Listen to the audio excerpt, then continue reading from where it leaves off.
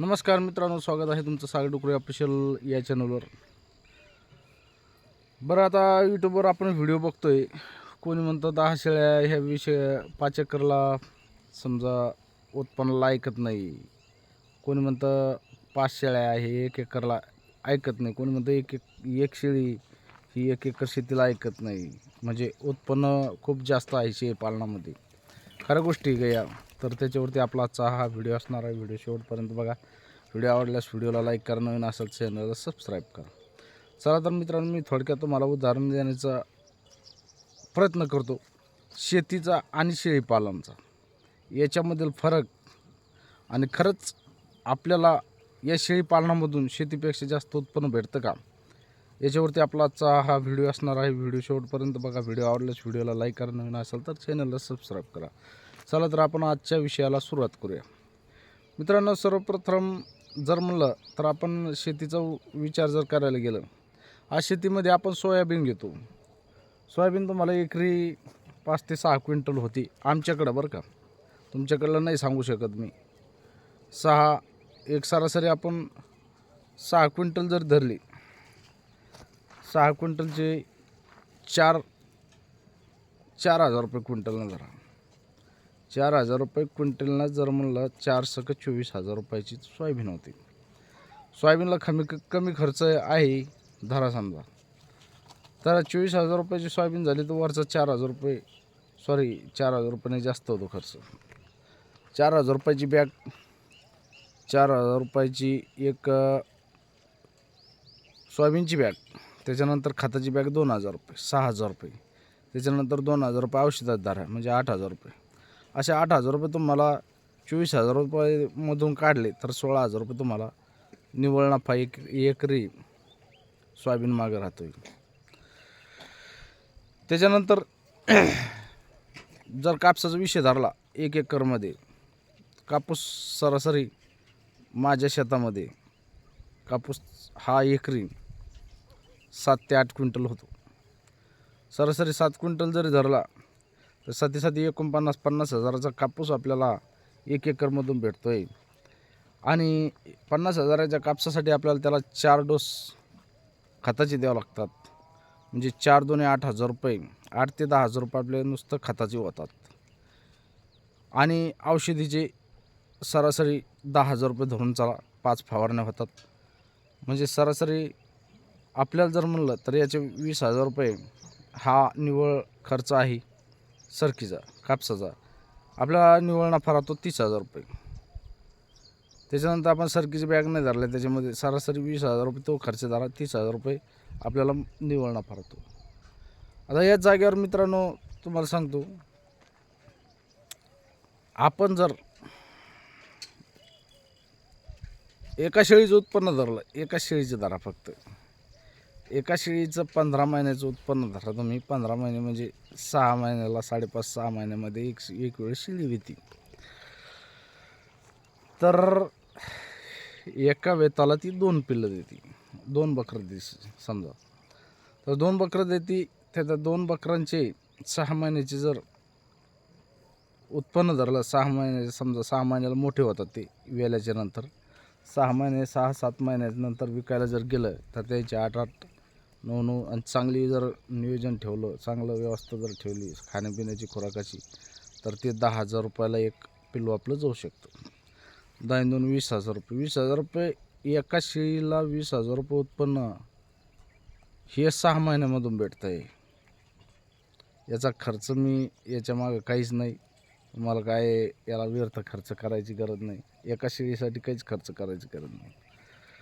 अशा जर 5 शेळ्या जर ठेवल्या तुम्ही, तर 5-2 10, 1 लाख रुपये तुमचं 6 महिन्याचं उत्पन्न 5 शेळ्यापासून.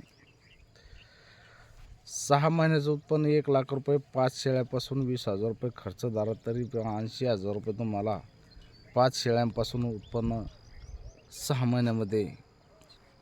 तरी समजा 6-6 12 महिने धरा. 12 महिन्यामध्ये एका वर्षामध्ये तुम्हाला 5 शेळ्यांपासून 1 लाख रुपये सरासरी उत्पन्न भेटतं आहे. आता 1 एकरचा आणि 1 एकरचा आणि 5 शेळ्याचा डिफरन्स जर केला तर याच्यामध्ये लक्षात घ्या तुम्ही, कापसाचं उत्पन्न कापूस जर लावला तर 30,000 रुपये उत्पन्न होतं, कालावधी तेवढाच आणि याच्यामध्ये 80,000 रुपये उत्पन्न होतं. खर्च काहीच नाही याला मित्रांनो. खर्च खुराक थोडाफार दिला तर त्याचा खुराकाचा खर्च धरा तुम्ही 4-5 हजार रुपये 12 महिन्याची, जास्त खर्च नाही. चारा तर आपल्या शेतामध्ये अवेलेबल असतोच.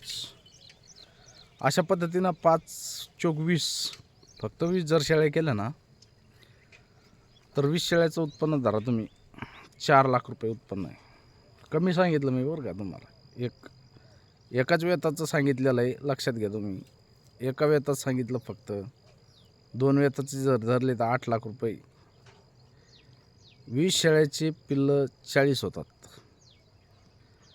40 पिल्लांचे 10-10 हजार रुपयानं म्हणलं तर 4 लाख रुपये होतात.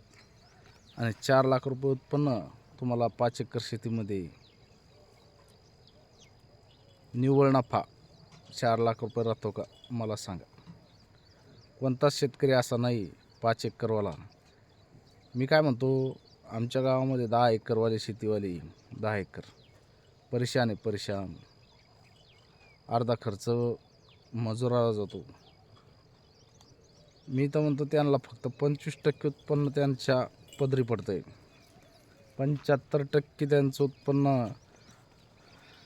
हे म्हणजे 50% खत, औषधी, बियाणं याच्यामध्ये जातं आणि 25% हे मंजुराकडे जातं आहे.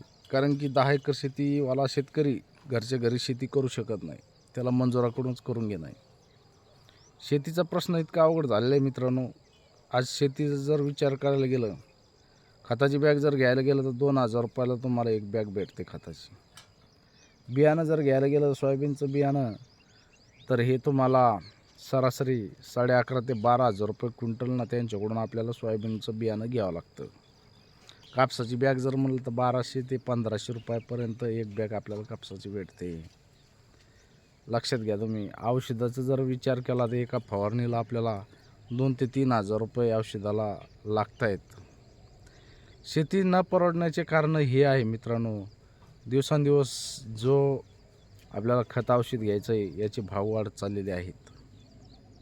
आणि शेतीमध्ये उत्पन्नाचा सोर्स म्हणलं तर आपल्या मराठवाड्यामध्ये जर म्हणलं तर कापूस आणि सोयाबीन, हरभरा, आणि याचे भाव इतके पाडलेले आहेत. तुमचे सोयाबीनला ज्यावेळेस तुम्हाला सोयाबीन विकायचं त्यावेळेस 3 ते 3.5 4,000 रुपयापर्यंत शेवटचा भाव असतो. 4,000 रुपयानं सोयाबीन विकायची म्हणल्यावर काय परवडतं आपल्याला, 1 रुपया आपल्याला मागं राहत नाही.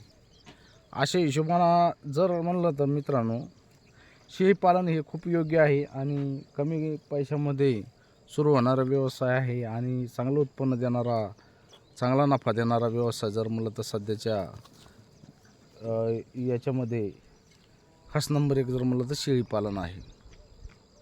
बाकी आपली मर्जी राहते. कारण कसं आहे मित्रांनो, हे कितपत योग्य आहे हे फक्त शेळीपालकाला माहिती आहे. शेळीपालनामध्ये किती नफा आहे. बाकी तुमच्या आमच्यासारखे म्हणणार हे योग्य नाही, असं नाही, तसं नाही. बरोबर, ज्याला अनुभव आला त्यालाच माहिती असतं. विनाकारण कोणी सांगू शकत नाही. अशा हिशोबानं मित्रांनो, जर तुमच्याकडे शेळ्या जर नसतील तर 1-2 शेळ्या घेऊन शेळीपालन सुरू करा. आपण योग्य सल्ला देतो आहे, याच्यामध्ये काही फ्रॉड नाही. आणि फ्रॉड सांगून तुम्हाला काही आम्हाला काही त्याच्यामध्ये इन्कम नाही आहे. त्याच्यामुळं जे रिअलमध्ये आहे सुट हिशोब तुम्हाला मी सांगण्याचा प्रयत्न केलेला आहे.